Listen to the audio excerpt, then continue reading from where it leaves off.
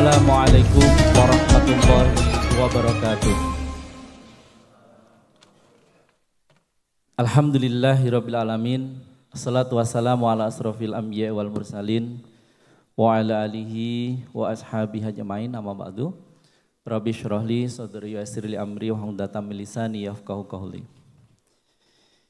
Yang terhormat beliau Kiai Haji Ahmad Zubaidi MA selaku Ketua Komisi Dakwah Majelis Ulama Indonesia Pusat, yang alhamdulillah kesempatan hari ini sudah hadir bersama kita. Selamat datang Pak Sugeng Rawuh, sudah menaklukkan tikungan Pacitan. Yang kami hormati beliau Kiai Haji Abdullah Sajat, Ketua Majelis Ulama Indonesia Kabupaten Pacitan. Sugeng rawuh Kiai, alhamdulillah berkah pangestu panjenengan diantu-antu saking putra wayahing mriki. Alhamdulillah donganipun sedaya kelakon. Pak Sajat rawuh wonten mriki. Angsalipun ngengen-ngengen sampun dangu, alhamdulillah matur sembah nuwun. Yang kami hormati Kepala Kementerian Agama Kabupaten Pacitan atau yang mewakili pada kesempatan hari ini, dan juga yang kami hormati bersama, yang kita muliakan bersama, Ustadz Hari Tristianto LC selaku pimpinan pengasuh Pondok Pesantren Tahfidzul Quran Ar-Royan ini. Kapolsek Kebon Agung, selamat datang, yang dalam hari ini diwakili Bapak Rizal. Babinsa atau dari Koramil Kecamatan Kebon Agung, selamat datang. Sugeng rawuh, nggih, monggo Pak pinarepun mriki. Ketua PBNU Kabupaten Pacitan, sugeng rawuh Pak, atau yang mewakili, mudah masih dalam perjalanan, nggih, dan insyaallah beliau berkenan hadir juga. Yang kami hormati juga Bapak Suprayitno Ahmad, selamat datang Pak Sugeng rawuh, Ketua PDM Kabupaten Pacitan.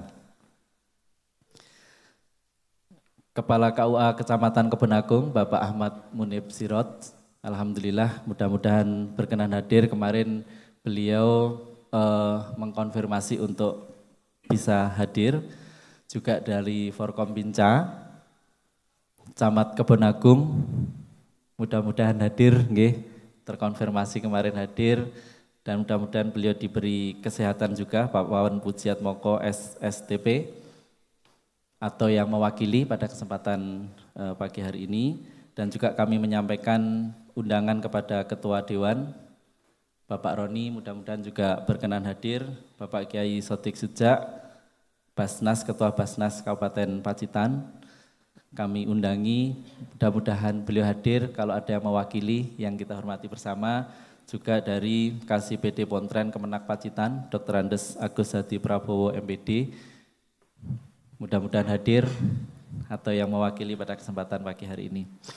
Serta para guru, kepala sekolah di lingkungan Kabupaten Pacitan, kepala SD, SMP, SMP IT, MA yang ada di Kabupaten Pacitan, yang telah kami undang, pimpinan pondok pesantren yang tidak bisa kami sebutkan satu persatu, ada banyak, alhamdulillah hari ini sudah hadir juga. Selamat datang di Pondok Pesantren Ar-Royan, mudah-mudahan berkenan, mohon maaf atas segala sambutan yang mungkin belum berkenan. Ini juga kami sapa juga dari Badan Eksekutif Mahasiswa, dari ISIMU Pacitan, dari STIKI Pacitan, dari STINU Pacitan, dan dari Kampus Akademi Komunitas Negeri Pacitan. Selamat datang dan mudah-mudahan berkenan di pondok kami. Syukur alhamdulillah kita panjatkan kehadirat Allah Subhanahu wa taala yang telah melimpahkan rahmat, taufik, hidayah serta inayahnya kepada kita sekalian, sehingga pada kesempatan hari yang indah, suasana yang cerah ini, Allah masih menitipkan keberkahan kepada kita, nikmat, sehat dan sempat sehingga bisa bermuajahah bersilaturahmi di sini dengan keadaan sehat walafiat tanpa ada aral satu apapun. Salawat dan salam semoga tetap tercurah limpahkan kepada uswah kita Rasulullah Muhammad sallallahu alaihi wasallam, kepada para keluarga, pada para tabiin, para sahabat, tabiin, tabiut tabiin, yang orang-orang yang selalu istiqomah di jalannya, dan mudah-mudahan kita semua yang hadir di sini mendapatkan syafaat beliau dan nanti bersama-sama Rasulullah menuju masuk surganya Allah Subhanahu wa taala. Amin amin ya rabbal alamin. Satu hal yang terlupa kami sampaikan kepada panitia juga yang sejak beberapa hari mempersiapkan kegiatan ini. Para panitia, para pengurus yayasan dan juga Pondok Ar-Royan, serta ibu-ibu yang luar biasa berjibaku dalam mensukseskan kegiatan ini. Bapak Ibu hadirin sekalian yang berbahagia, perkenankan saya membacakan susunan acara pada kesempatan pagi hari ini. Halaqah dakwah MUI Pusat dengan Pondok Pesantren Tahfidzul Quran Ar-Royan bersama narasumber kita nanti beliau Kiai Haji Ahmad Zubaidi MA, Ketua Bidang Dakwah Majelis Ulama Indonesia Pusat. Yang pertama adalah pembukaan, yang kedua menyanyikan lagu Indonesia Raya, yang ketiga pembacaan tilawah Al-Quran, selanjutnya penyerahan surat rekomendasi Pondok Pesantren Tahfidzul Quran Ar-Royan dari MUI Pusat. Nanti foto bersama, selanjutnya sambutan atau ucapan selamat datang dari Mudir Pondok Pesantren Tahfidzul Quran Ar-Royan sekaligus mewakili panitia, ketua yayasan dan semuanya. Nanti akan disampaikan beliau Ustadz Muhammad Hanifuddin MSI. Berikutnya sambutan dari Ketua MUI Kabupaten Pacitan, mohon berkenan Mangke Bapak Kiai Haji Abdullah Sajat untuk memberikan sambutan pada kesempatan pagi hari ini. Selanjutnya nanti sambutan dari Camat apabila hadir, mohon berkenan untuk memberikan sambutan juga. Berikutnya kita ikuti bersama nanti untuk acara inti pada kesempatan pagi hari ini, dialog atau halaqah dakwah MUI Pusat dengan PWT Ar-Royan dengan mengambil tema urgensi peran ulama, dai dan intelektual muda dalam menjaga ukhuwah di tahun politik bersama beliau Kiai Haji Ahmad Zubaidi MA. Acara selanjutnya nanti doa, kami mohon beliau Kiai Ahmad Zubaidi MA nanti sekaligus memimpin doa terakhir penutup. Baik Bapak Ibu, marilah kita buka acara pada kesempatan pagi hari ini dengan membaca basmalah dan umul kitab. Bismillahirrahmanirrahim. Al-Fatihah. A'udzubillahi minasyaitonirrajim. Bismillahirrahmanirrahim. Alhamdulillahirabbil alamin arrahmanirrahim maliki yaumiddin. Iyyaka na'budu wa iyyaka nasta'in. Ihdinas siratal mustaqim. Siratal ladzina an'amta 'alaihim ghairil maghdubi 'alaihim waladdallin. Selanjutnya menyanyikan lagu Indonesia Raya. Hadirin dimohon berdiri. Selanjutnya tilawah Al-Quran yang akan disampaikan oleh Ustadz Azam. Kepada beliau dipersilahkan.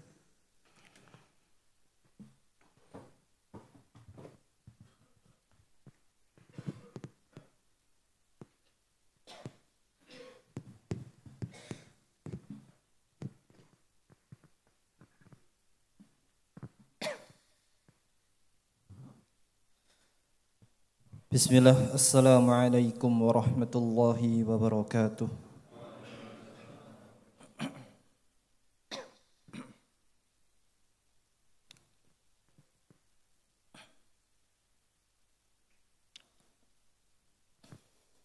A'udzu billahi minasy syaithanir rajim.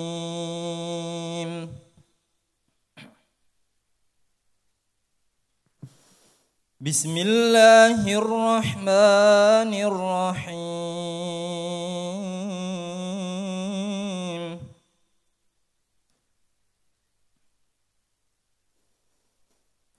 Law anzalna القرآن على جبل لرأيته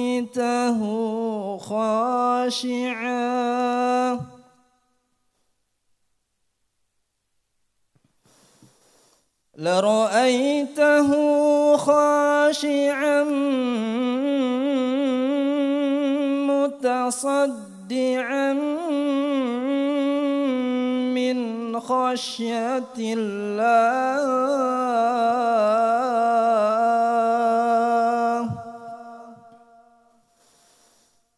وتلك الأمثال نضربها للناس لعلهم يتفكرون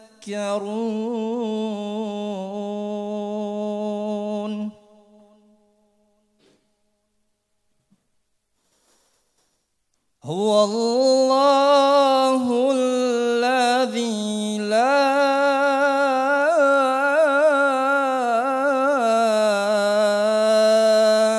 إله إلا هو لا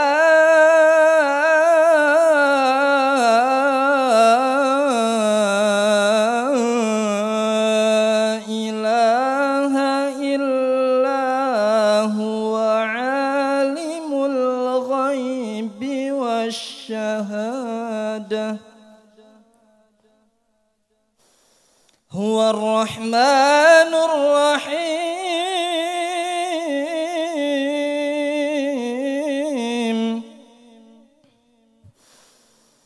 هو الله الذي لا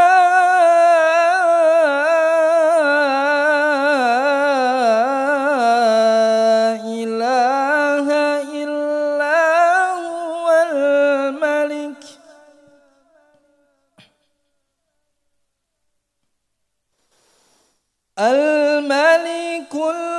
القدوس السلام المؤمن المهيمن العزيز الجبار المتكبر سبحان الله عما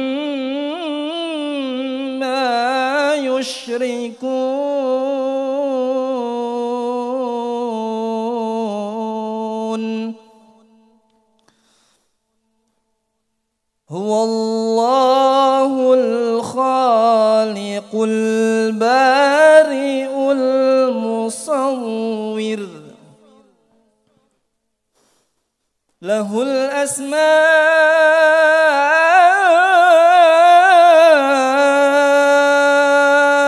الحسنى يسبح له ما في السماوات والأرض وهو العزيز الحكيم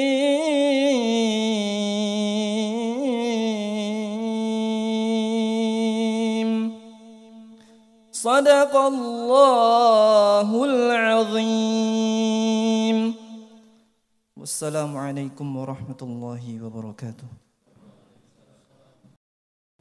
Selanjutnya kita saksikan bersama sambutan dan ucapan selamat datang dari Mudir Pondok Pesantren Tahfidzul Quran Aroyan kepada beliau Kiai Haji Ustadz Muhammad Hanifuddin MSI. Dipersilahkan.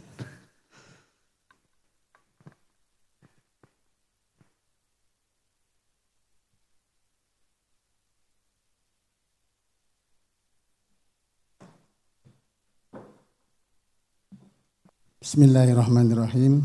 Assalamualaikum warahmatullahi wabarakatuh. Alhamdulillah wassalatu wassalamu ala Rasulillah wa ala alihi wa sahbihi wa mawalah. Asyhadu an la ilaha illallah wa asyhadu anna Muhammadan abduhu wa rasuluh.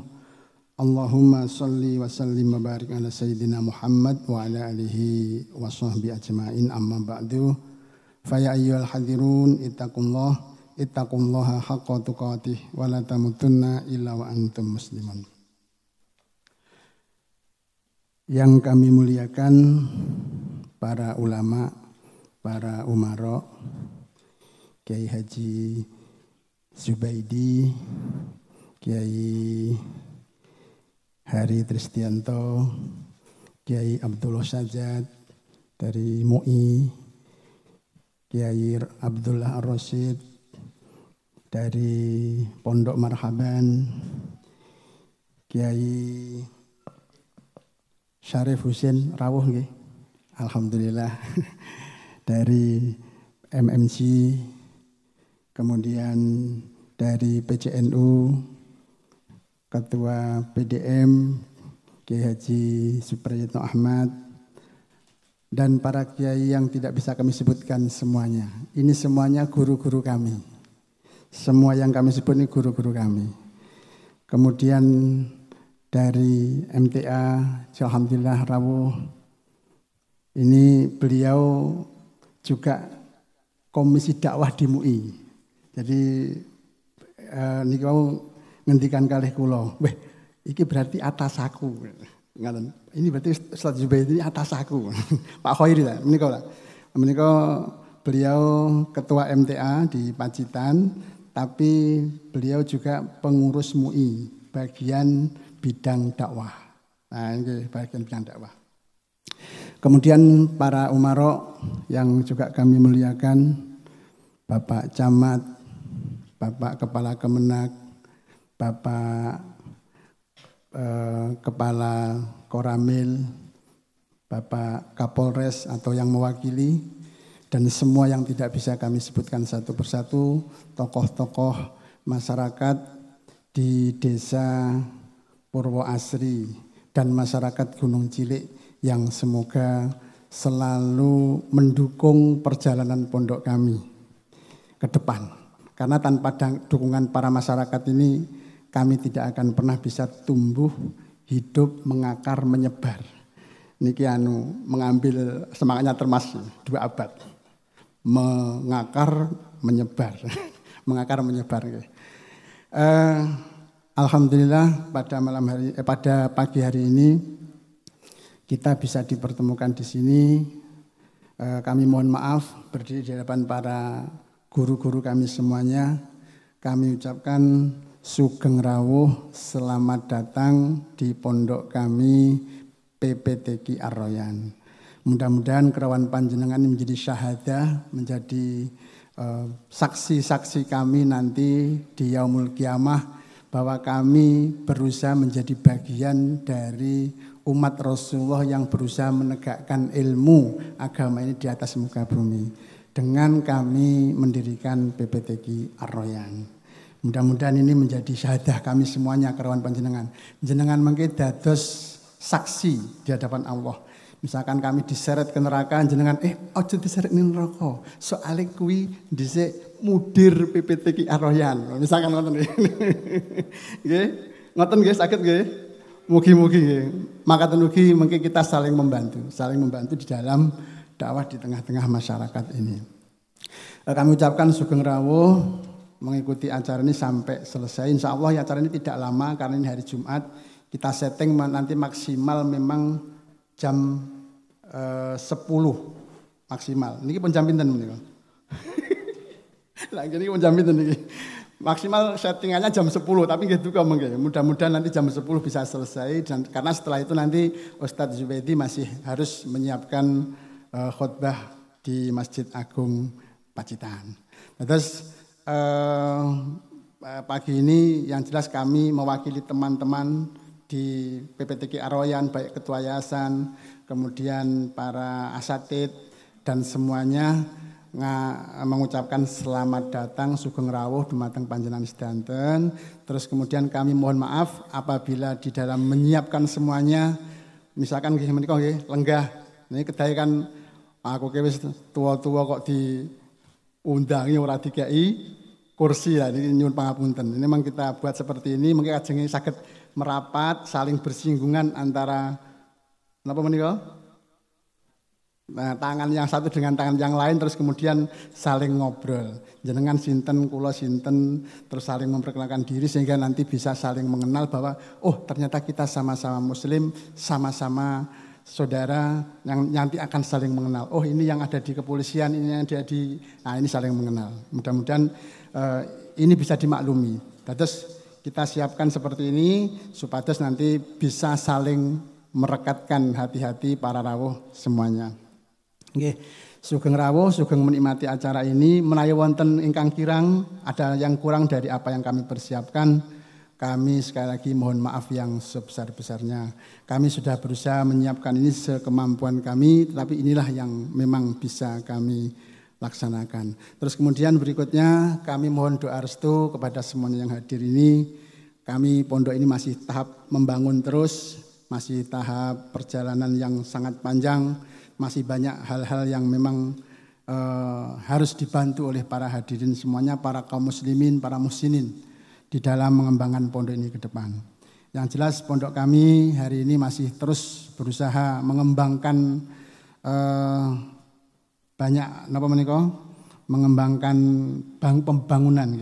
Kami sudah membebaskan tanah walaupun masih wakaf ya. Wakaf yang belum selesai, ya, mudah-mudahan ini nanti para hadirin ada yang tiba-tiba kurang piro toh wakafe kurang 300 meter, wis tak bayarani.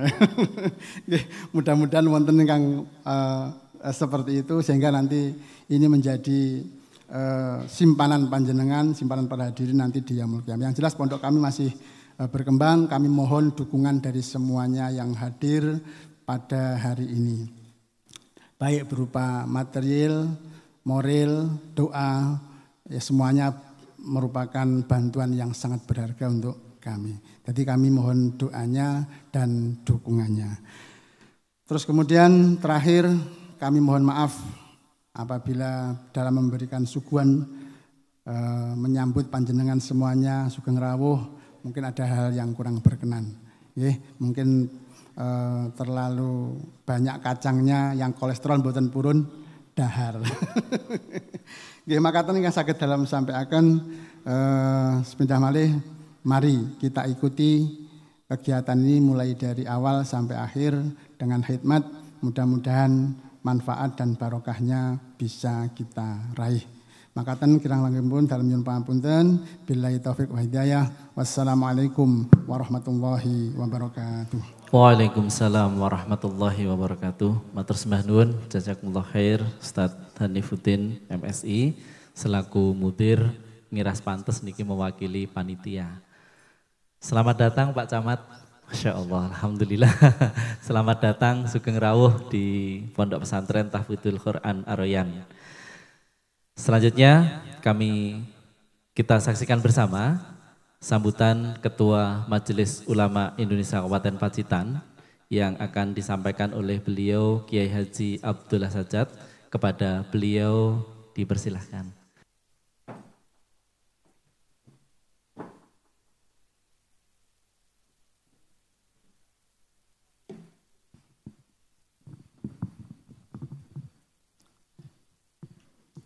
Assalamualaikum warahmatullahi wabarakatuh.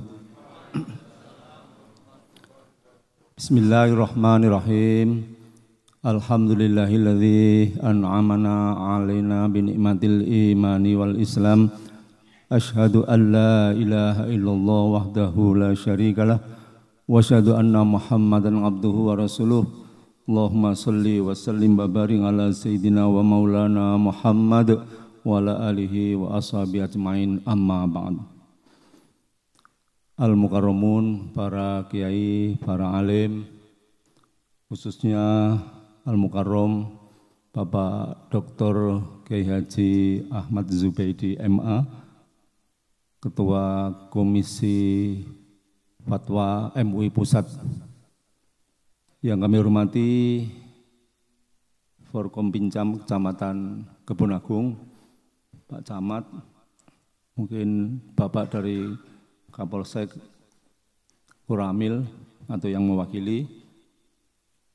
Yang kami hormati pula Ahlul Bait, ada Mas Hanif, ada Mas Heri, Ya, ini posisi pimpinan sama pembina seluruh ahlul bait, panitia, hadirin hadirat rahimakumullah, juga kepada pengurus MUI kabupaten yang hadir atau kecamatan yang hadir. Alhamdulillah, monggo yang pertama kita panjatkan puja puji syukur kehadirat Allah Subhanahu wa taala karena dengan limpahan rahmat, taufik dan hidayahnya pada pagi hari ini, hari yang istimewa, hari Jumat di akhir bulan Desember 2023, kita bisa silaturahim di Pondok Pesantren Tahfidzul Quran Ar-Royan dalam kondisi sehat walafiat, tiada apapun yang melintangnya. Mudah-mudahan majelis pagi ini benar-benar majelis yang barokah, manfaat, maslahah, fitni wa dunya wal akhirah. Amin ya rabbal alamin. Sholawat dan salam semoga senantiasa terlimpahkan kepada baginda junjungan kita Nabi Agung Muhammad sallallahu alaihi wasallam yang telah kita ikuti tuntunan sunnah-sunnahnya. Mudah-mudahan kita semua besok di Yaumul Qiyamah mendapatkan syafaatnya. Amin ya rabbal alamin. Bapak Ibu hadirin rahimakumullah, nyuwun sewu, kami selaku pengurus MUI Kabupaten Pacitan yang pertama mengaturkan ahlan wa sahlan wa marhaban kepada panjenenganipun Bapak Dr. Kiai Haji Ahmad Zubaidi MA dari MUI Pusat yang berkenan hadir di Kabupaten Pacitan. Yang berikutnya kami juga terima kasih bahwa kegiatan ini antara Pondok Pesantren Ar-Royan dengan MUI Kabupaten Pacitan semacam kolaborasi kerjasama sehingga sangat-sangat relevan sekali dengan kehadiran beliaunya Bapak Dr. Kiai Haji Ahmad Zubaidi yang memang membidangi tentang fatwa. Tema pada pagi hari ini adalah urgensi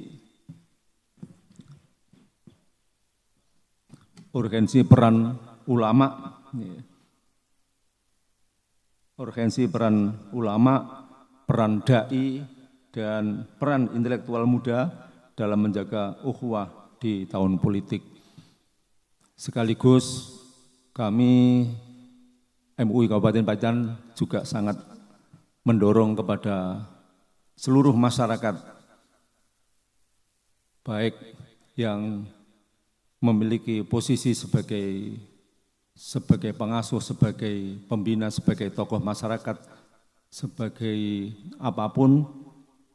Jadi memang ini di tahun menjelang tahun politik, ini kegiatan rutinan 5 tahun sekali yang sudah tidak asing, sehingga monggo.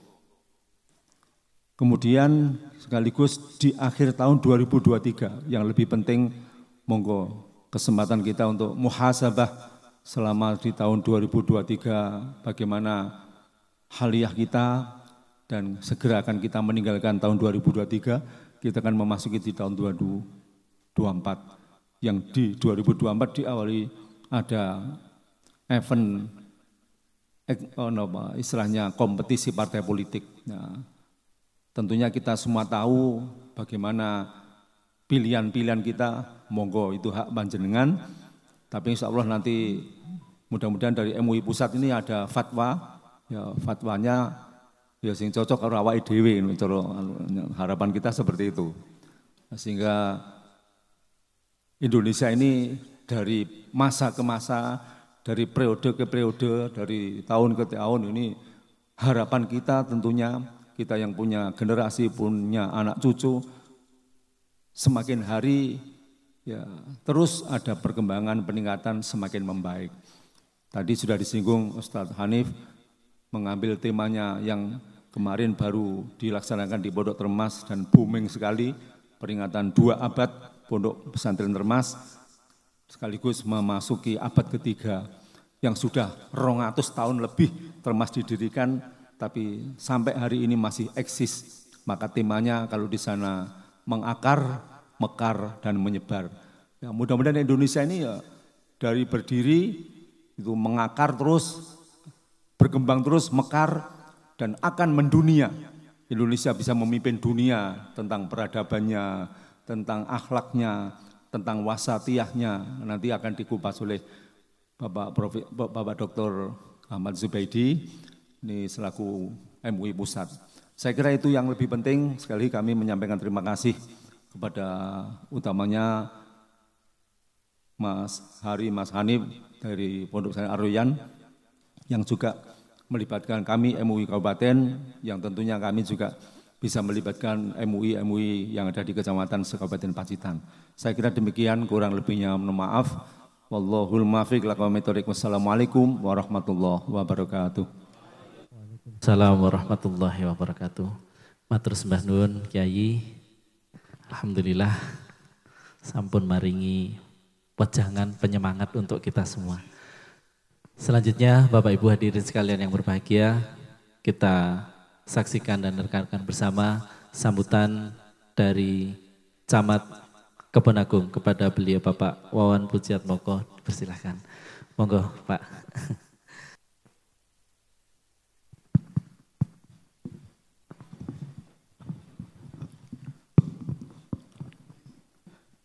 Bismillahirrahmanirrahim. Assalamualaikum warahmatullahi wabarakatuh. Alhamdulillahirrabbilalamin. Assalatu wassalamu asrofil anbiya'i wal mursalin wa ala alihi wa sahbihi ajma'in, amma ba'd. Yang kami hormati bersama Bapak Kiai Haji Ahmad Zubaidi dari MUI Pusat. Yang saya hormati Ketua MUI Kabupaten Pacitan, yang saya hormati Forkompim Kecamatan Kebon Agung, yang hadir dari Polsek, dan alhamdulillah Pak Dan Ramil ini yang baru Pak Indra, baru bergabung 1 minggu ya Pak. Yang saya hormati alim ulama, tokoh masyarakat, tokoh agama, para kiai, para ustadz. Puji syukur selalu kita panjatkan kehadirat Allah Subhanahu wa Ta'ala yang telah melimpahkan rahmat dan taufiknya pada kita sekalian, sehingga pada pagi hari ini kita dapat bersilaturahmi di Pondok Ar-Rayyan ini dalam rangka Halaqah dakwah MUI Kabupaten Pacitan dalam keadaan sehat walafiat, amin ya rabbal alamin. Sholawat serta salam selalu kita limpahkan kepada junjungan Nabi Agung, Nabi besar Muhammad Sallallahu Alaihi Wasallam. Semoga di yaumul kiamat nanti kita selalu mendapatkan syafaatnya, amin ya rabbal alamin. Bapak Ibu sekalian yang saya hormati, pada pagi hari ini tadi disebutkan beliau Pak Camat tidak bisa hadir karena dengan kondisi. Dan kami mengharap dari Bapak Ibu sekalian yang hadir ini, mohon doanya beliau kepada Pak Camat, semoga diberi kesehatan. Karena pada saat ini ada ngedrop punten dari Pak Ahmad Zubaidi dan Pak Sajat. Bapak Ibu sekalian, pada kesempatan pagi hari ini, sebelum ke materi, sebenarnya yang saya ini Mas Hari ini masih keponakan Pak Sajat. Masih keponakan saya, tapi dari istri saya. Jadi istri saya mempunyai kakak, ya ini anaknya Mas Hari. Tapi kalau saya di rumah berani saya. Coro ngandani wani. Tapi kalau di sini saya tidak berani. Karena ilmu agama saya masih jauh dengan beliaunya. Sehingga saya nopo sakit noto lah kaitannya dengan ini. Mohon maaf. Bapak Ibu sekalian, pada kesempatan pagi hari ini mohon maaf karena kami terlambat, karena kami tidak melihat jamnya, hanya harinya. Biasanya Kalau pengajian itu malam, sehingga tadi mohon maaf Pak Sajat, sehingga ternyata juga pagi hari karena ini hari Jumat sehingga masih waktu yang pendek. Kami atas nama dari pemerintah Kecamatan Kebonagung mengucapkan selamat datang kepada Bapak Ahmad Zubaidi dan mengucapkan terima kasih sekali atas kehadirannya, sehingga dari kami mengatasnamakan dari warga masyarakat sekecamatan Kebonagung ini banyak-banyak mengucapkan terima kasih atas kehadirannya. Dan momen seperti ini kami nanti mohon untuk dapatnya diberikan pencerahan, karena ini tadi disampaikan Pak Sajat bahwa untuk tahun 2024 ini memang momen-momen yang momen politik, sehingga saya harapkan kami dari atas nama pemerintah Kecamatan Kebonagung mengharapkan warga masyarakat ini dengan menghadapi pemilu ini dapatnya kondusif. Pilihan apapun monggo terserah, dari DPR Kabupaten, DPR Provinsi, DPR Pusat dan DPD dan Presiden pada tanggal 14 Februari. Saya mengharap dari seluruh warga masyarakat ini tetap berbondong-bondong untuk menyalurkan aspirasi, untuk dapatnya memberikan suara kepada siapapun yang dikehendaki dari hati nurani dari Bapak Ibu sekalian. Yang penting saya mengharapkan beda pilihan, yang penting kami mengharap di wilayah Kecamatan Bonagung ini dapat kondusif, kompak, tidak ada permasalahan. Jangan sampai nantinya dengan adanya pemilu malah menjadi perpecahan kaitannya dengan ini. Dan kami mengucapkan terima kasih sekali dengan di adanya pondok pesantren yang baru ini. Semoga ini menjadikan tempat dari masyarakat, khususnya dari Purwasri atau umumnya di wilayah Kecamatan Bonagung, untuk menimba ilmu, untuk berdialog, khususnya kaitannya dengan agama, dengan ilmu-ilmu kemasyarakatan sosial, sehingga ini sebagai momentum bahwa di pondok ini dijadikan tempat untuk bermusyawarah, untuk meningkatkan keimanan kita kepada Allah Subhanahu wa Ta'ala. Sekali lagi kami ucapkan banyak terima kasih kepada Pak Ahmad Zubaidi, dan kami mengharap, karena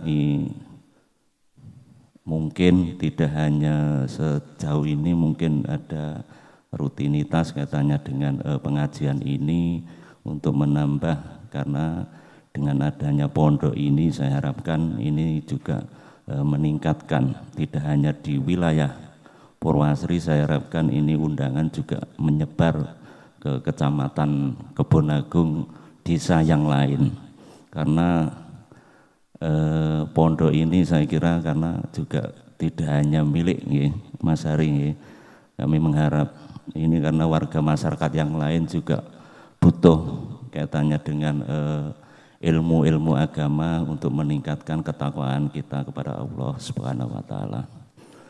Mungkin itu yang dapat kami sampaikan, karena waktu mungkin dalam saya menyampaikan banyak kurangnya, kami mohon maaf yang sebesar-besarnya. Bila taufik wal hidayah, wassalamualaikum warahmatullahi wabarakatuh. Waalaikumsalam warahmatullahi wabarakatuh. Terima kasih kepada beliau dari Kecamatan Kebonagung yang telah menyampaikan sambutan pada kesempatan pagi hari ini. Matur sembah nuwun rahipun Pak Sugeng Pinarak Lenggah. Bapak Ibu hadirin sekalian yang berbahagia, selanjutnya mari kita ikuti bersama materi dari beliau Dr. Kiai Haji Ahmad Zubaidi MA, Ketua Komisi Dakwah Majelis Ulama Indonesia Pusat, yang akan menyampaikan tema pada kesempatan pagi hari ini, urgensi peran ulama, dai dan intelektual muda dalam menjaga ukhuwah di tahun politik. Kepada beliau dipersilahkan. Bismillahirrahmanirrahim. Assalamualaikum warahmatullahi wabarakatuh.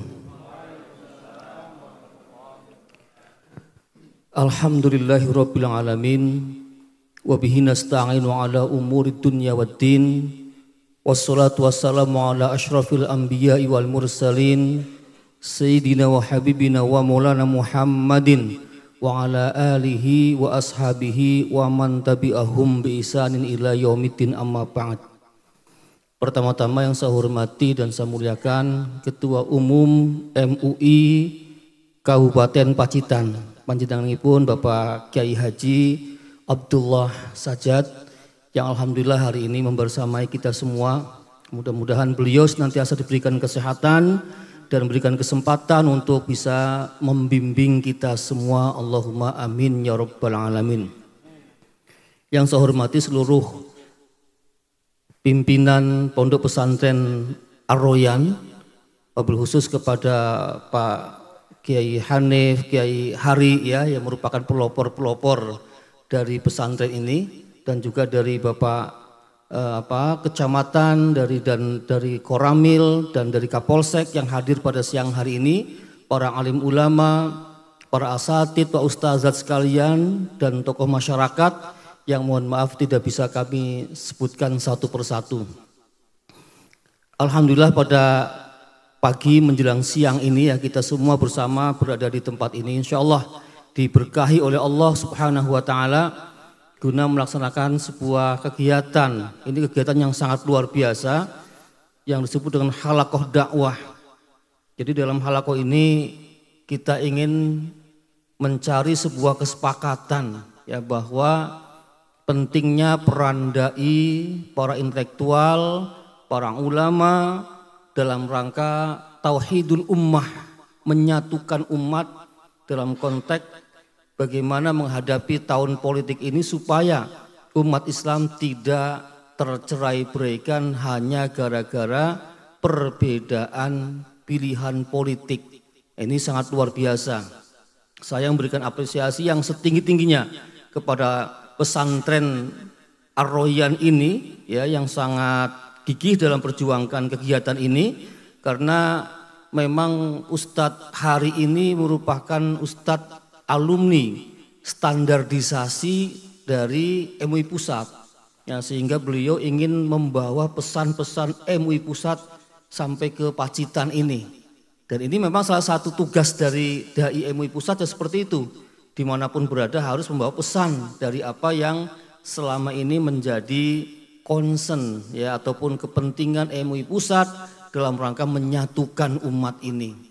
Ya, menyatukan umat sangat penting sekali dalam keadaan kita seperti ini. Kita tahu bahwa kalau kita lihat pengalaman pada pemilu 2014, kemudian Pilkada DKI 2017, dan puncaknya adalah pemilu presiden dan wakil presiden tahun 2019.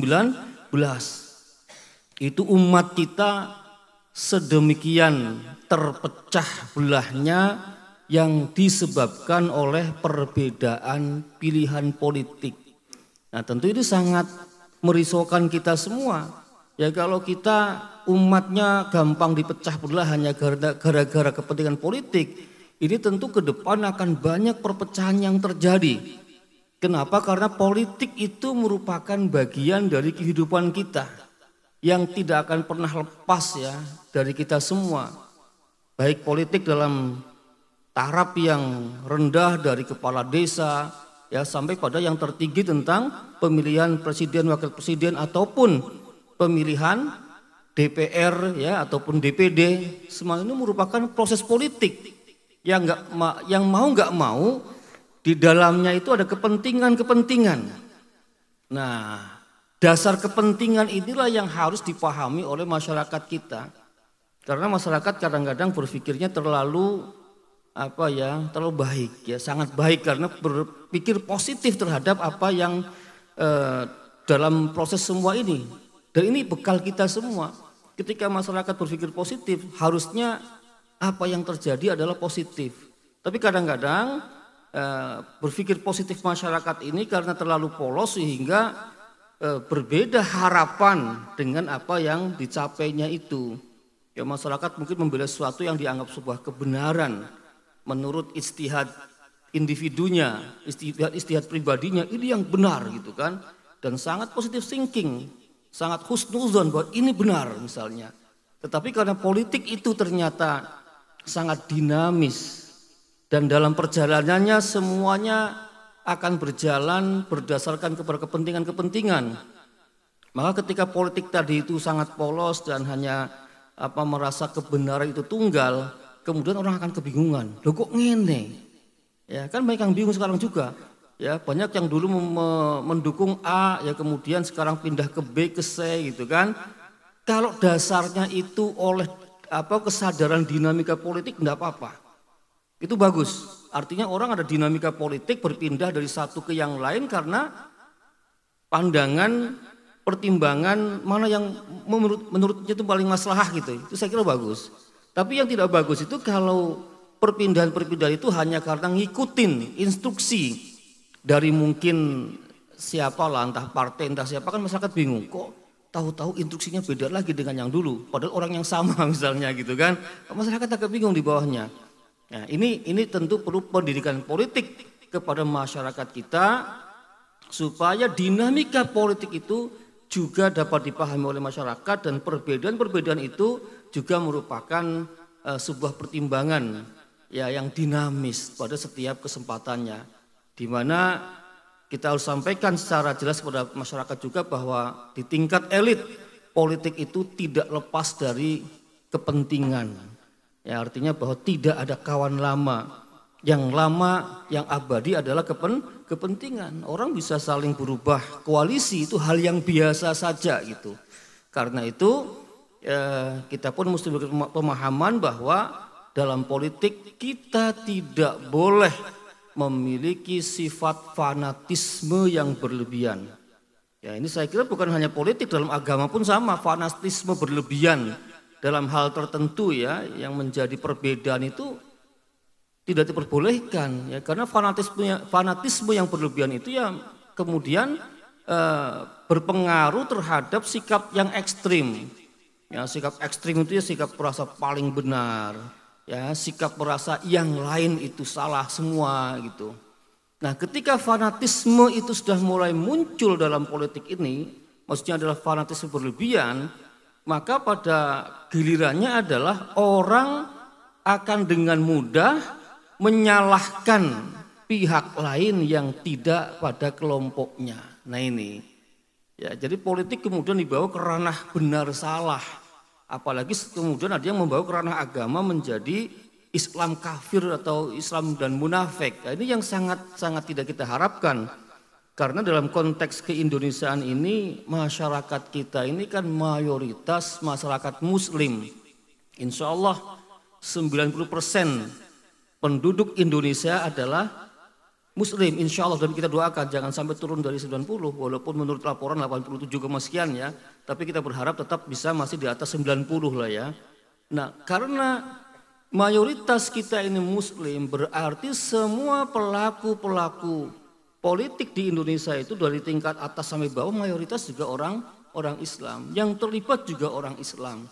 Jadi bagaimana sesama muslim ini tidak saling hujat, tidak saling memberikan label-label yang tentu tidak pantas diberikan ya, seperti di Pilpres 2019 sampai muncul istilah kecebong, kampret gitu kan. Ya, tapi alhamdulillah sekarang kecebong kampretnya sudah mengalami perubahan ya, sehingga sudah jadi kupu-kupu semua, kupu-kupu yang indah mudah-mudahan ini. Ya kan? Kecebongnya enggak ada, kampretnya sudah enggak ada. Insya Allah. Sehingga di Pilpres kali ini saya sih melihatnya lebih adem dibandingkan dengan Pilpres pada tahun-tahun sebelumnya. Tapi semua ini tentu perlu dipelihara oleh kita semua. Karena semakin mendekati hajatan politik pada tanggal 14 Februari tahun 2024 nanti, maka tensi politiknya semakin tinggi, ya akan semakin tinggi. Karena masing-masing pihak akan berusaha memenangkan pihaknya masing-masing. Dan ini bisa dengan berbagai cara dilakukan, bahkan mungkin sampai pada kampanye-kampanye yang sifatnya kampanye hitam. Ya, ada black campaign, ada negatif campaign, katanya begitu kata orang politik. Ya kan, kalau negatif campaign hal biasa kita mengungkap ya ketidakbenaran pihak lain secara politis ya atau konsep yang dianggap kurang tepat, itu hal biasa dalam politik. Tetapi kalau sudah black campaign, membuat kampanye hitam ya, artinya membuat fitnah terhadap kelompok tertentu dengan label-label yang tidak seharusnya diberikan, maka ini yang tidak tepat. Ya, ini yang perlu kita waspadai bersama. Karena itu tentu tugas daripada para alim ulama, para dai dan para intelektual ini mengedukasi masyarakat ya supaya kita tidak terjebak pada fanatisme politik yang berlebihan. Ya, pokoknya apapun kalau sudah berlebihan tuh ya sudah tidak benar ya. Malam Jumat Bapak dan Ibu berlebihan, enggak benar juga. Ya, apalagi kalau usianya sudah 50 ke atas, berlebihan itu bukan malah banyak membunuh Yahudi Pak, malah bisa membunuh diri sendiri. Ini yang harus diingat bersama. Ya, ini juga hari Jumat nanti masih ada waktu, ya masih bisa untuk berperang juga Pak. Tapi ya ingat kondisi lah Pak, kalau sudah merasa capek ya mendingan istirahat menunggu sholat Jumat gitu kan. Walaupun sunnah, kan sunnah juga pertempuran menjelang sholat Jumat itu. Baik, ini hanya intermezzo ya. Jadi inilah tugas kita semua, apalagi para alim ulama itu tentu yang utama bagaimana kita tauhidul ummah tadi, menyatukan umat. Kita boleh punya pandangan politik yang berbeda-beda, tidak harus ulama, dai, intelektual itu satu pandangan dalam pilihan politik, tidak harus. Boleh berbeda-beda sesuai dengan ijtihad politiknya masing-masing. Tetapi yang terpenting bagaimana para dai, para intelektual ya ini bisa menyampaikan kepada umat dengan cara-cara yang baik, cara-cara yang membangun kedewasaan di dalam berpolitik, bukan malah sebaliknya. Ya, karena itu kita berkumpul di sini ini penting sekali dan saya yakin Bapak Ibu sudah tidak diragukan lagi soal ini. Semua sudah paham soal bagaimana kita mengedukasi masyarakat. Ya, cuma memang ketika sudah terfragmentasikan dengan berbagai kelompok politik ini ya banyak yang lupa juga. Ya, malah kalau saya perhatikan ada beberapa statement dari dai-dai yang tentu belum terstandar MUI ya. Statement di TikTok, di YouTube atau di medsos lainnya ya yang kemudian memilih pemimpin ini dikaitkan dengan tadi hak atau batil ya. Kalau milih ini hak, yang milih itu batil.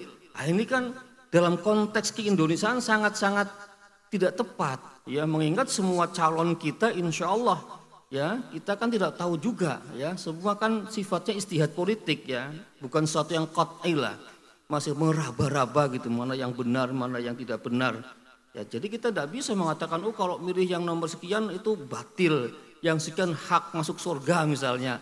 Nah ini tidak ada jaminan. Tidak ada jaminan memilih paslon tertentu kemudian kita masuk surga. Betul nggak Pak? Oh pilih nomor sekian Anda masuk surga. Enak sekali. Ya kalau hanya seperti itu orang mau semua Pak. Ya nggak usah beramal yang lain, hanya milih nomor tertentu lalu masuk surga. Waduh kok mudah sekali gitu ya. Nah, ini yang perlu kita hindari. Ya terkait dengan kepentingan Islam bagaimana Pak? Silahkan, kita semua tentu punya pertimbangan yang rasional, yang positif, ya menurut juga para ulama kita sudah menyampaikan pesan-pesan umum ya. Seperti MUI juga kita tidak akan menyampaikan khusus siapa calonnya, tidak ada Pak. Yang disampaikan tentu pesan-pesan yang bersifat sangat umum. Ya tentu intinya memilih pemimpin yang terbaik dan itu pun dikembalikan kepada ijtihad politik masing-masing pribadi kita. Nah itu. Nah, inilah pentingnya. Nah, kalau umat Islam ya dapat disatukan dalam hal politik ini dalam konteks dipersaudarakan maksudnya ya. Nah, jangan sampai saya ngomong dipersatukan lalu dipersepsikan politik juga repot juga ini.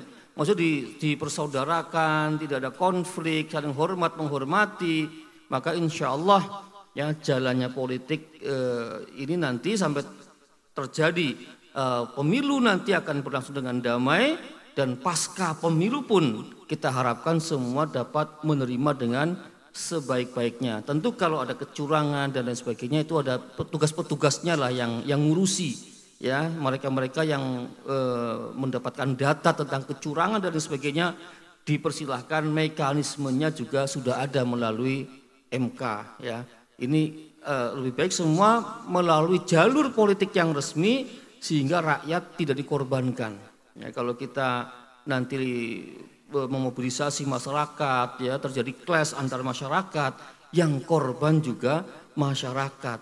Padahal masyarakat tidak dapat apa-apa ya, yang teriak-teriak ini itu kan, yang pasang bendera paling besar nggak dapat apa-apa ya, karena dia bukan tim ses pun, tim ses yang mana dulu, yang pada tingkatan yang mana yang dapatkan keberkahan gitu kan.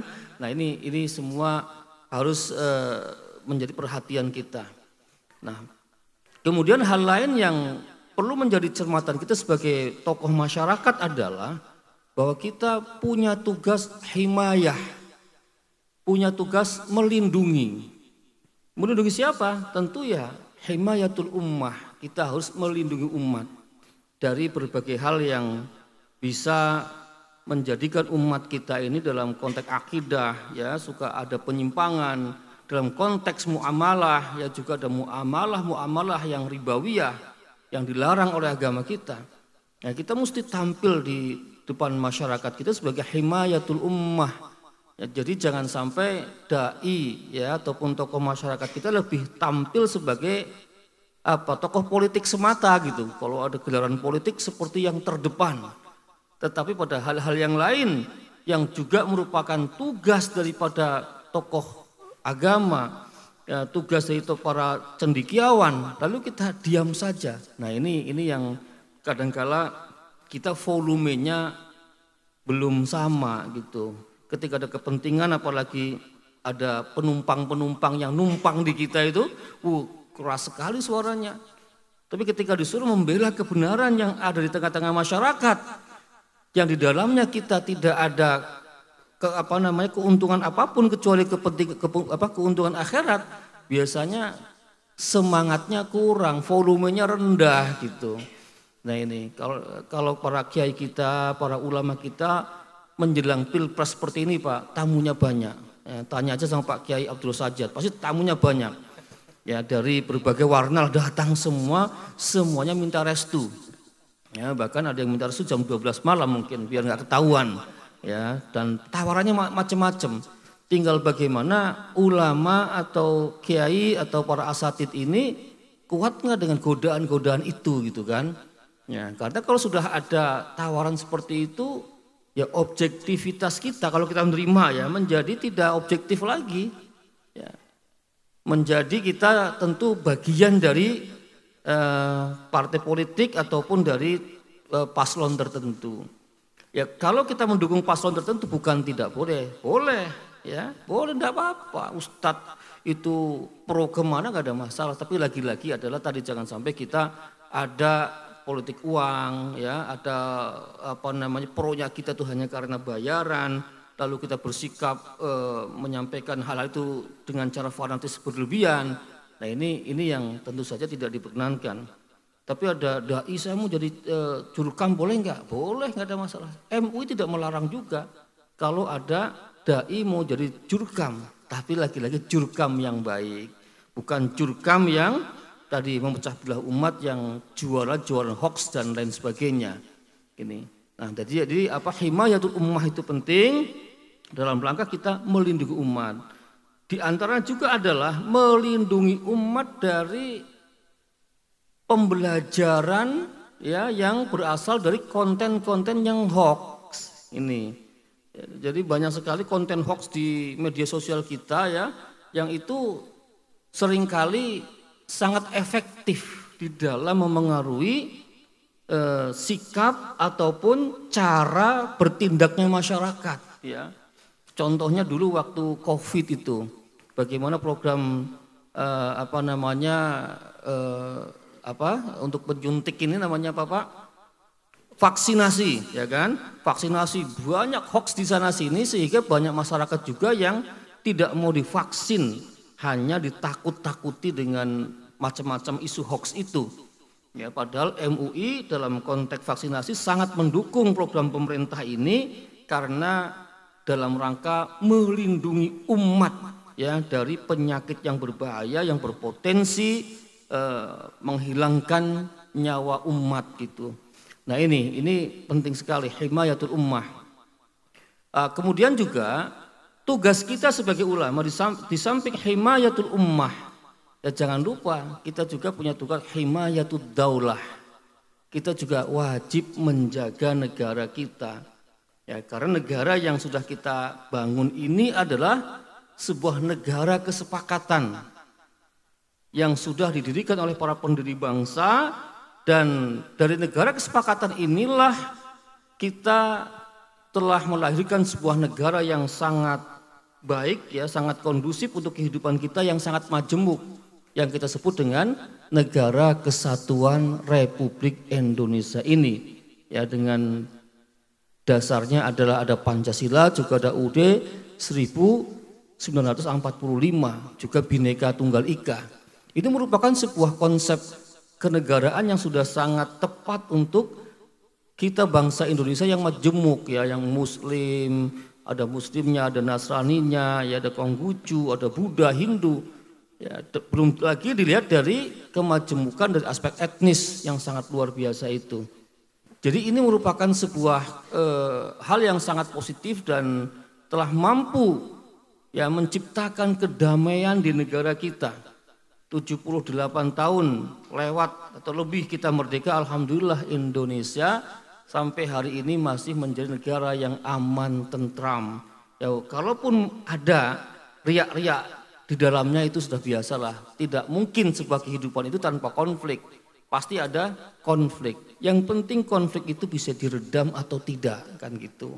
Ya seperti dalam kehidupan rumah tangga kita lah, sehebat-hebat kiai ataupun ustadz, rumah tangganya pasti pernah ada konflik, ya, minimal konflik terjadi ketika Pak Kiainya minta SIM L ya kepada istri pertamanya, surat izin menikah lagi. Jadi kalau beliau sih sudah lolos, insya Allah. Udah lolos Kiai, udah keluar SIM L-nya, udah dipraktekkan barangkali. Ini biasa kita ada konflik-konflik rumah tangga karena ada perbedaan pendapat terkait satu hal atau lain hal, itu biasa saja. Yang penting jangan sampai kemudian perbedaan itu membuat ayo cerai, jangan begitu. Ya, dalam berbangsa dan negara perbedaan banyak, tapi jangan sampai mencabik-cabik NKRI ini. Ya, kita harus semua diselesaikan dalam wadah Negara Kesatuan Republik Indonesia. Ini namanya himayatud daulah. Maka Majelis Ulama Indonesia pun telah menyatakan bahwa NKRI Pancasila ini adalah final, udah final. Sudah selesai, jangan diganggu gugat lagi. Jangan ada tawaran-tawaran dengan bentuk lain lagi. Kenapa? Karena sudah cocok dengan NKRI ini, sudah terbukti ya 78 tahun kita damai.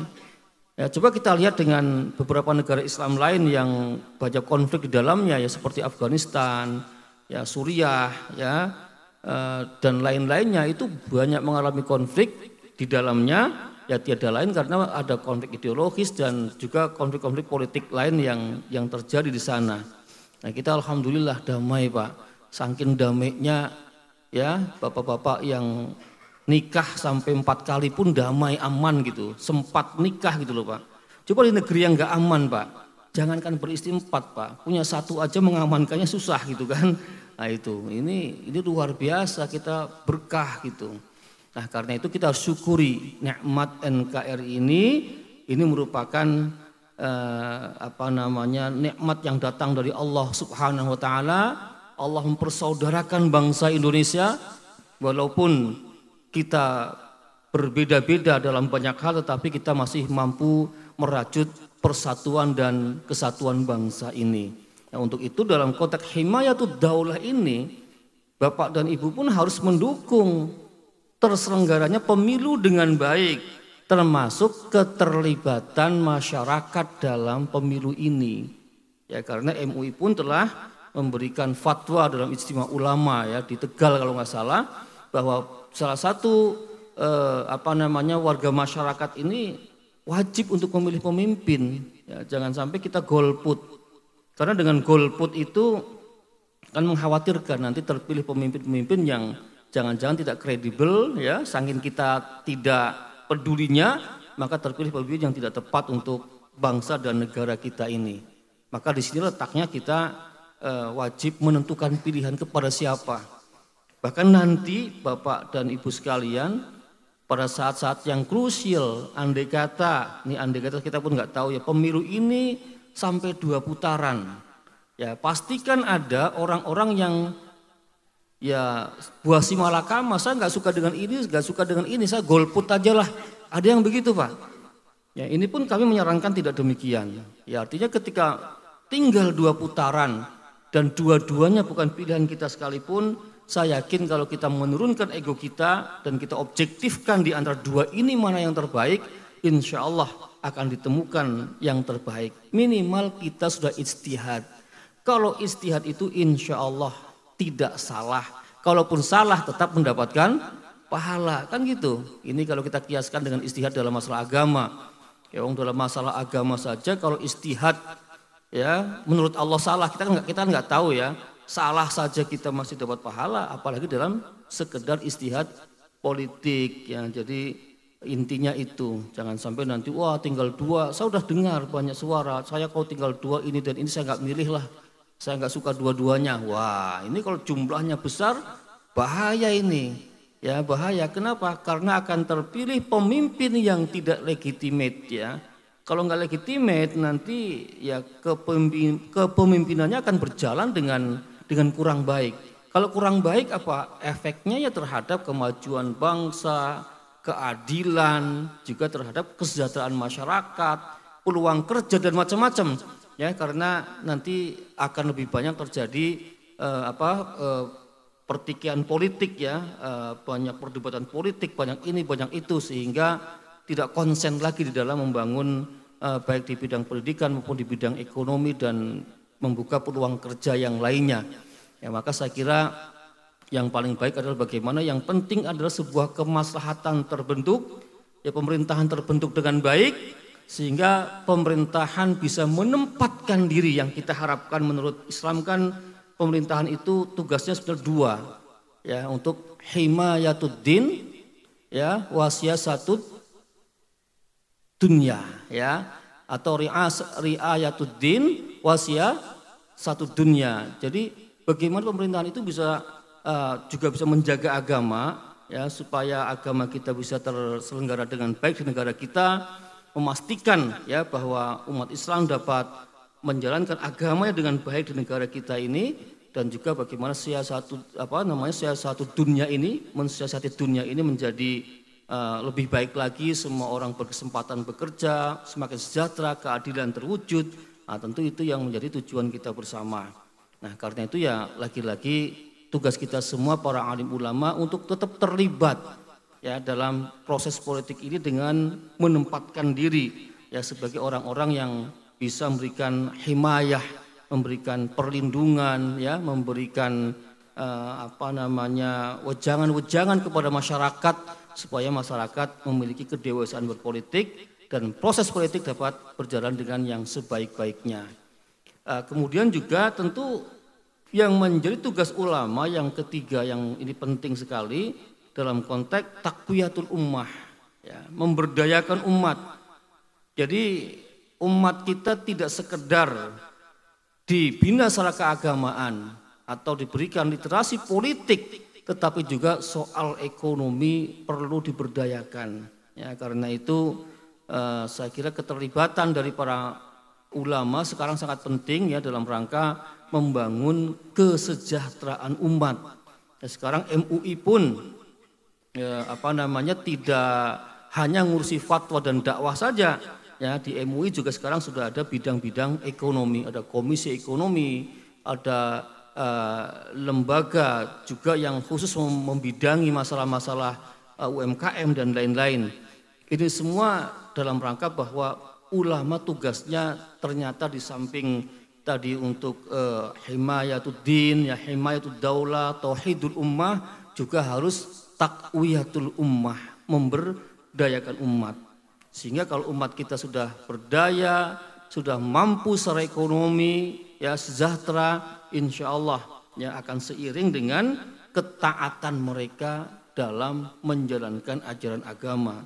Ya, karena kalau masyarakat kita masih masalah dalam ekonomi, ini juga tentu membuat masyarakat banyak yang terkendala ya dalam menjalankan agama secara maksimal. Ya, artinya kalau orang yang miskin bagaimana mungkin bisa haji, bisa kurban, ya, yang miskin banget bahkan dalam sebuah hadis dikatakan kadal fakru ayyakuna kufron, ya. Jadi kefakiran itu sangat dekat dengan kemiskinan itu sangat dekat dengan kemiskinan sangat dekat dengan kekafiran, kekufuran. Nah, itu menjadi tugas kita para ulama untuk memberdayakan masyarakat kita. Nah, inilah para Bapak Ibu sekalian, para alim ulama, para cendekiawan dan para santri sekalian, ya, supaya yang seperti ini menjadi tugas kita semua, sehingga masyarakat kita akan cerdas dan juga akan terpilih pemimpin-pemimpin yang berkualitas, yang tidak saja dapat memajukan bangsa kita, tetapi juga mampu memajukan umat Islam dan menyerap kepentingan dari umat Islam ini. Nah, karena itu supaya sikap ini bisa terselenggara dengan baik, ada sikap yang dikembangkan oleh Majelis Ulama Indonesia adalah sikap pemahaman wasatiyah, pemahaman sikap moderat, sikap mengambil jalan tengah, ya, sikap tidak ekstrim lah, nggak ekstrim kanan, nggak ekstrim kiri. Ketika kita punya pemahaman yang wasati, maka kita akan sangat mudah ya dalam memahami berbagai dinamika politik ini. Kita nggak terjebak pada ekstremitas yang menyebabkan kita kemudian tadi terjebak pada misalnya apa yang disebut dengan politik identitas. Ya, ada orang mengatakan politik identitas itu boleh. Nah, kalau kita merujuk kepada pemahaman politik identitas dalam pengertian ilmu politik, itu tidak boleh, Pak. Jadi politik identitas itu politik yang sudah mengarah kepada perpecahan.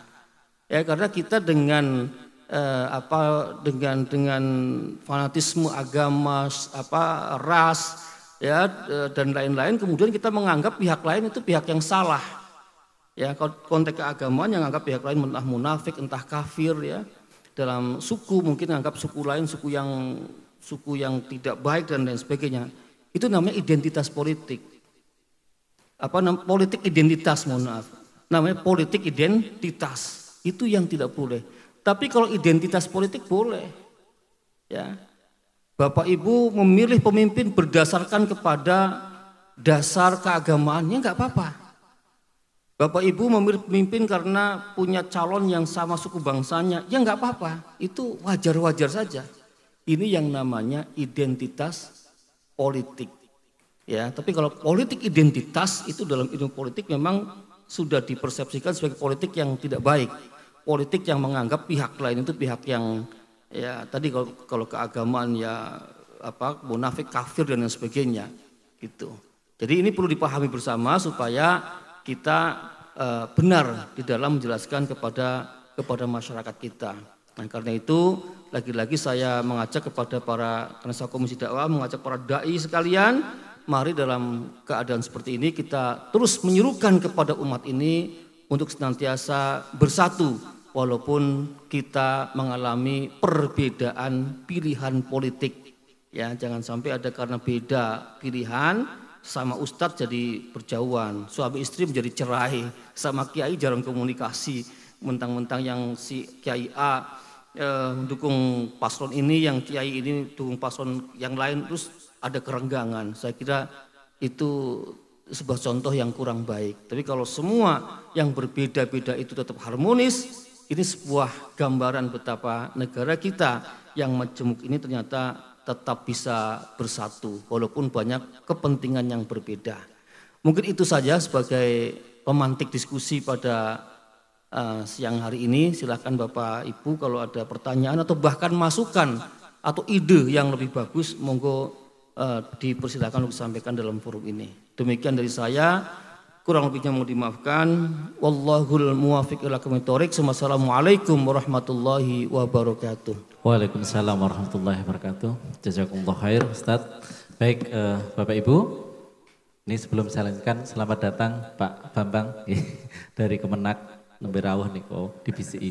Baik Bapak Ibu, monggo kalau ada yang bertanya, mumpung ketemu beliau, insya Allah nanti jam 10 lewat pinten Pak. Nggih, monggo, nggih ada 1, 2, nggih. Wingking rumiyin nggih. Yen ngapunten. Dibantu Mas.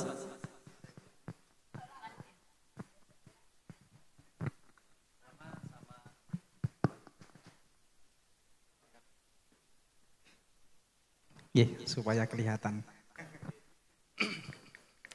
Assalamualaikum warahmatullahi wabarakatuh.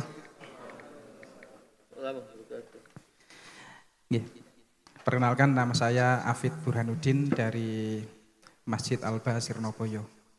Yang ngapunten Ustadz Sugeng Rawuh di Pacitan. Baik, ini sedikit curhat dan minta pendapat Ustadz. Nah, apalagi ini terkait dengan tahun politik ya. Dan sebagaimana tadi Ustadz menyampaikan bahwa kami di takmir itu punya pilihan. Dan saya pun juga punya pilihan. Nah, tadi Ustadz menyampaikan bahwa kita perlu melibatkan diri. Dan kami sudah berusaha melibatkan diri. Tetapi supaya tidak terjadi politik identitas sebagaimana yang Ustadz jelaskan tadi, saya tak geser sebentar supaya Ustadz tidak kerepotan, ketutupan kipas angin. Nah, supaya kami tidak dikira politik identitas, kemudian memanfaatkan jamaah, itu kan. Kami sudah berusaha mundur, Jadi saya guru ngaji, saya imam di masjid, saya berusaha mundur dari cuti dari imam masjid itu, cuti juga dari TPA, gitu kan, supaya profesional sehingga kami bisa fokus dan tidak dikira melibatkan jamaah untuk mendapatkan suara gitu kan, di dalam pilpres ini ataupun pileg. Nah, ternyata oleh jamaah tidak boleh. Orang nek ganti gini, pun jenengan. Nah, akhirnya dua pilihan ini kan sulit.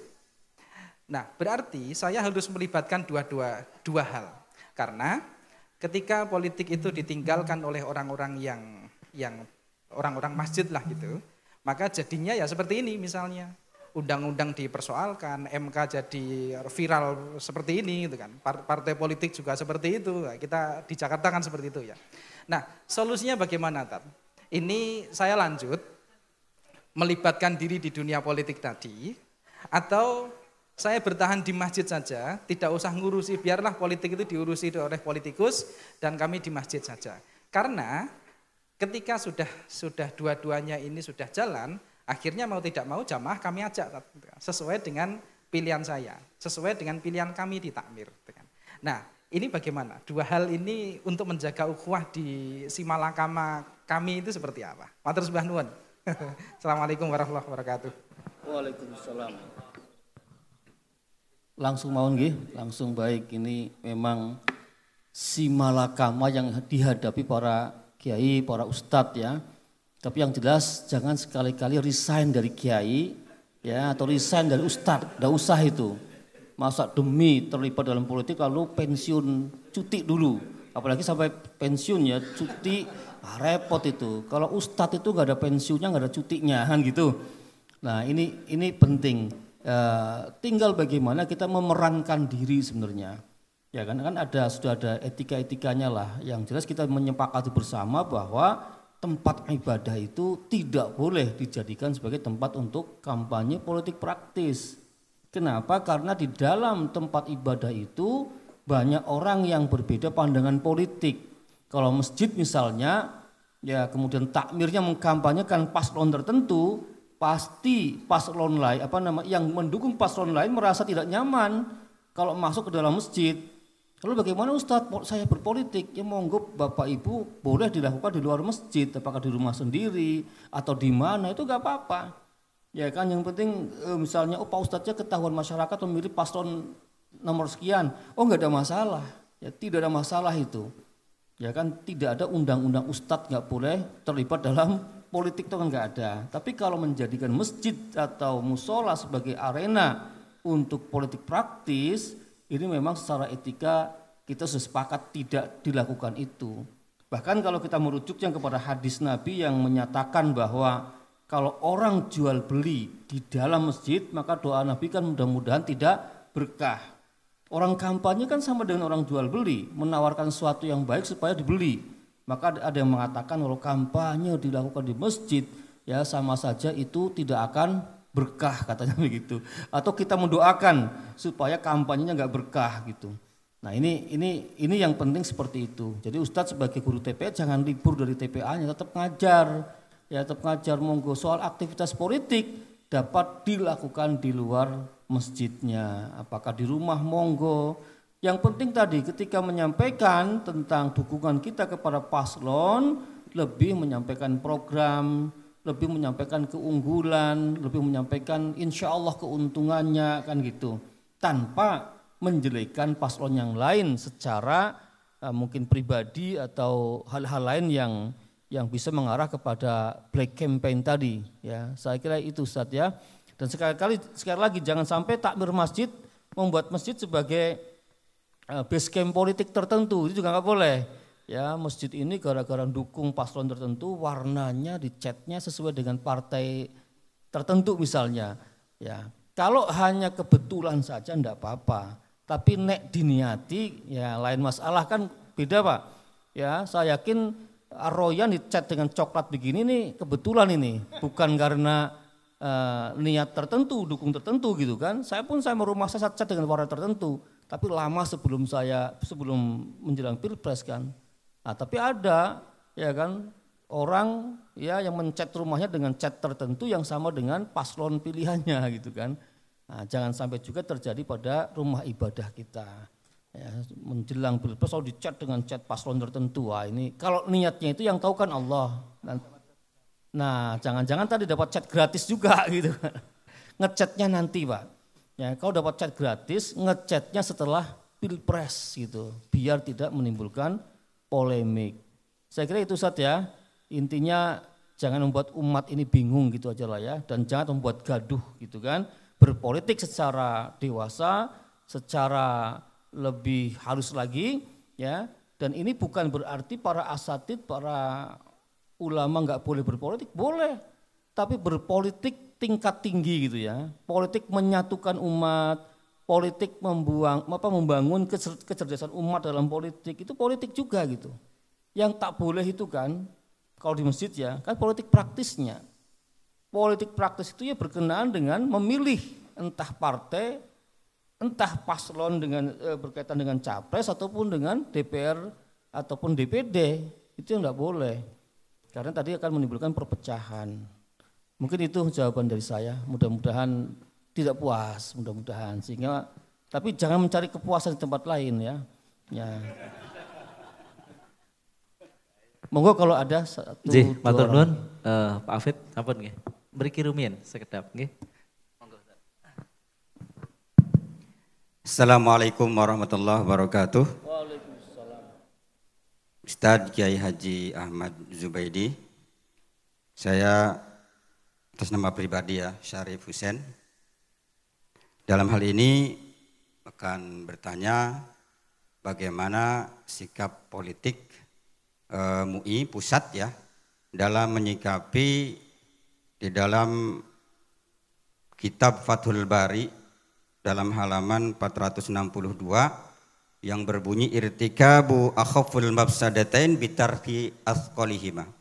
Dalam hal ini bukan hanya mafsadatain, tentunya ada mafasid ya, udah jadi jamak kejelekannya. Maka dari itu bagaimana menyikapi dan mengambil yang lebih ringan dari berbagai bahaya yang terjadi di masyarakat kita agar tidak merambah kemana-mana.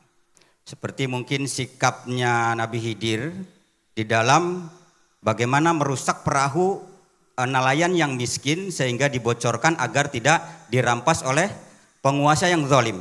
Di dalam surat Al-Kahfi ayat 69. Dalam hal ini sikap politik kita pemilu yang demokrasi, tetapi bukan pemilu yang demokrasi berdasarkan syariat Islam.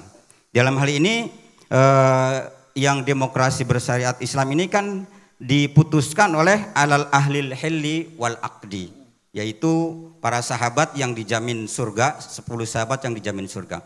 Dalam hal ini perlu kiranya MUI pusat ini memberikan kisi-kisi kepada masyarakat, sehingga kami yang berada di MUI daerah ini memberikan pemahaman bagaimanakah pemimpin yang kisi-kisinya ini sesuai dengan tadi irtikabu akhaful mafsadatain bitarki asqalihima. Seperti itu mungkin pandangan kisi-kisi yang terbaik itu bagaimana menurut panjenengan Ustadz Dr. Ahmad Zubaidi. Mungkin itu saja yang dapat saya sampaikan. Terima kasih. Tapi gini Bapak ya, Pak Ustadz ya, lagi-lagi soal politik itu ijtihad politiknya dikembalikan kepada masyarakat, kepada para masyayikh juga gitu. Jadi ketika ada 2 kemadorotan itu pun dikembalikan kepada masyarakat. Menurut panjenengan mana yang paling akhfud dharar itu yang mana? Yang paling ringan itu yang mana? Monggo. Karena sebenarnya dalam politik ini itu kan bukan sesuatu yang mutlak terbuka lebar ya. Kita nggak pernah tahu kebaikan ke depannya. Ya, kita nggak pernah tahu kebaikan ke depannya, Pak. Jadi semuanya zonni semua sebenarnya, nggak ada yang qat'i. Kita milih si anu, kita yakin bahwa ini bagus, ya kan di awal. Kita nggak tahu komitmen berikutnya kayak apa, kebijakan siasatu dunianya kayak apa, himayatuddinnya bagaimana berikutnya juga tidak dapat dipastikan. Ya, makanya ya MUI hanya bisa mengarahkan secara umum saja, yang kemudian pertimbangan rasionalnya dikembalikan kepada masing-masing individu. Mana yang menurut individu adalah yang paling minim dorornya, gitu kan. Nah kemudian terkait demokrasi ya, ini dalam Islam sebenarnya kan kalaupun ada contoh-contoh dari ahlul hilli wal aqdi pada zaman sahabat, itu pun sebenarnya kan tidak ada nas yang secara qat'i ya harus mengatur itu. Ya kan umpamanya praktek yang dilakukan pada masa yang paling kelihatan kan masa Abu Bakar ya. Abu Bakar. Tapi kalau Abu Bakar enggak, Pak. Kalau Abu Bakar sudah menyiapkan Umar sebagai penerus. Itu yang disiapkan oleh Umar ya. Jadi yang membentuk ahlul hil wal aqdu Umar ketika menyeleksi antara ya semua yang masuk dalam ahlul hil wal aqdi itu ya, yang kemudian mengerucut kepada Ali bin Abi Thalib dan Utsman bin Affan kan. Itu kan ijtihad politiknya Umar juga gitu. Artinya bahwa tidak ada sebuah kepastian seperti apa sih bentuk negara menurut Islam itu. Bentuk demokrasinya kayak apa tuh enggak ada. Ya kan, kita kalau prinsip ada, ya prinsip yang kita ambilkan dalam Al-Quran misalnya prinsip musyawarah, wasawirhum fil amri misalnya. Ya itu jelas bahwa kita mengedepankan musyawarah. Tapi detailnya musyawarah bagaimana kan ini soal ijtihadiyah juga. Dikembalikan kepada masalahnya kayak apa. Maka sebenarnya jangankan aspek demokratisnya, bentuk negaranya saja tidak ada satupun bentuk negara yang direkomendasikan oleh Islam sebagai sebuah keharusan ya, itu enggak ada. Apakah republik? Apakah kerajaan? Apakah khilafah? Ya, enggak ada. Buat Islam adalah mana yang aslah ya menurut negaranya masing-masing gitu kan. Kalau ternyata Republik Indonesia itu aslah, ini lebih maslahat dibandingkan yang lain dan sudah terbukti, ya lanjutkan saja. Arab Saudi dengan kerajaannya monggo. Malaysia juga sama, silahkan, gak ada masalah gitu.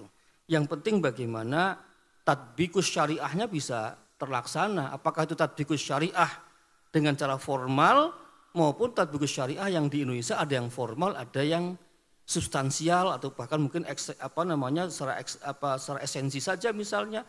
Tapi pada prinsipnya kan dapat terselenggara dengan baik begitu. Jadi itu gak ada masalah. Artinya bahwa Islam itu sebenarnya lebih fleksibel. Tidak kaku lah ya. Ya kalau mau jujur, misalnya saya enggak masalah paslon apa ya, tapi kalau mau jujur Islam itu yang penting maslahah lah. Ya.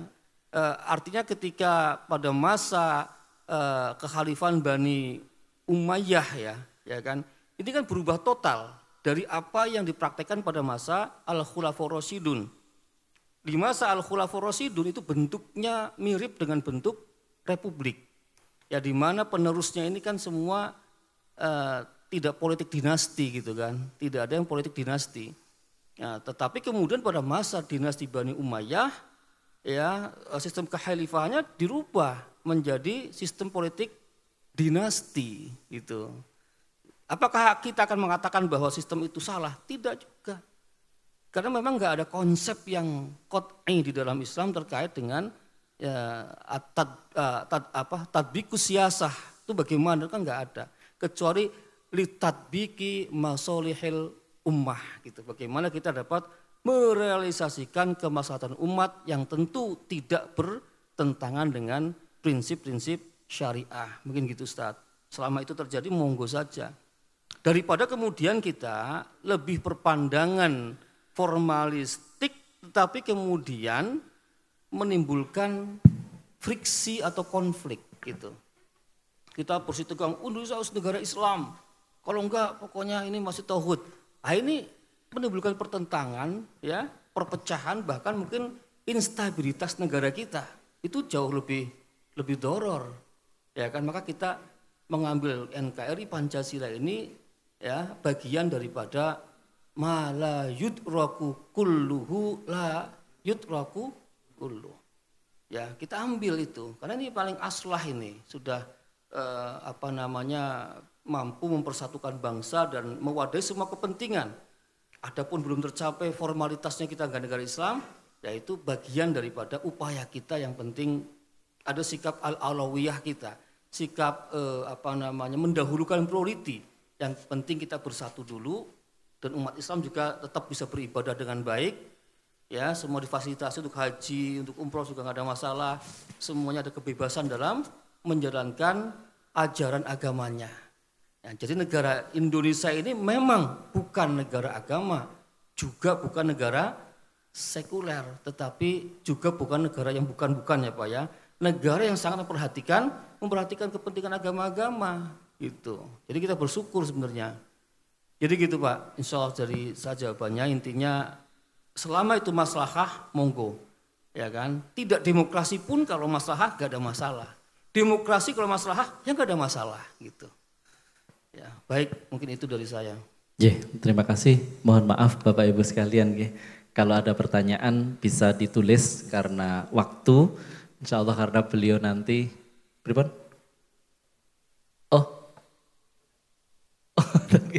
Nyuwun ngapunten sangat Bapak Ibu nggih.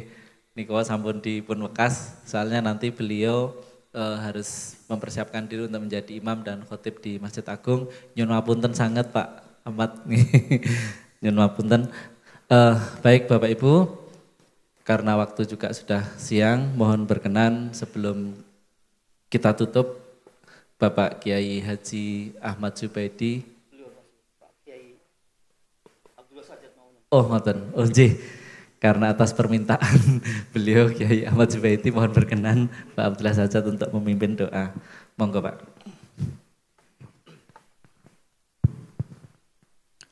Liridho illahi ta'ala wa li syafa'ati Rasulillah sallallahu alaihi wasallam. Al-Fatihah. A'udzubillahi minasyaitonir rajim. Bismillahirrahmanirrahim. Alhamdulillahirabbil alamin arrahmanir rahim maliki yaumiddin. Iyyaka na'budu wa iyyaka nasta'in. Shiratal mustaqim. Shiratal ladzina an'amta 'alaihim ghairil maghdubi 'alaihim waladdallin. Amin. Allahumma shalli ala sayyidina Muhammadin wa ala ali sayyidina Muhammad. Sayyidil awwalina wal akhirina wa sallim waliyallahu tabaraka wa ta'ala an kulli sahabati rasulillahi ajmain. Alhamdulillahi rabbil alamin. Hamdan syakirin, hamdan naimin, hamdan yuafi ni'amahu wa yukafi'u mazidah. Ya Rabbana lakal hamdu kama yanbaghi li jalali wajhil karim wa 'azimi sultanik.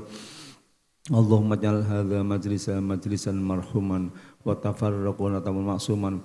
Allahumma salli ala sayyidina Muhammadin fil awwalina wal akhirin. Allahumma salli ala sayyidina Muhammadin fil nabiyyin wal mursalin. Allahumma salli ala sayyidina Muhammadin fi kulli waqtin wa hin. Allahumma salli ala sayyidina Muhammadin fil mala'il yaumiddin.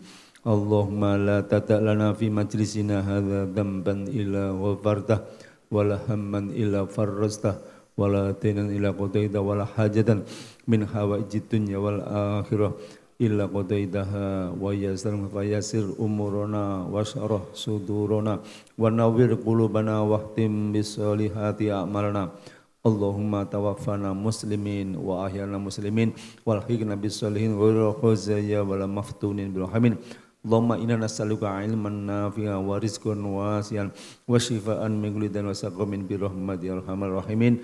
Rabbana atina fid dunya hasanah wa fil akhirati hasanah wa qina adzabannar. Wa sallallahu sayyidina Muhammad wa ala alihi wa sahbihi ajma'in. Subhana rabbika rabbil izzati amma yasifun wa salamun alal mursalin walhamdulillahirabbil alamin. Bisiril Fatihah.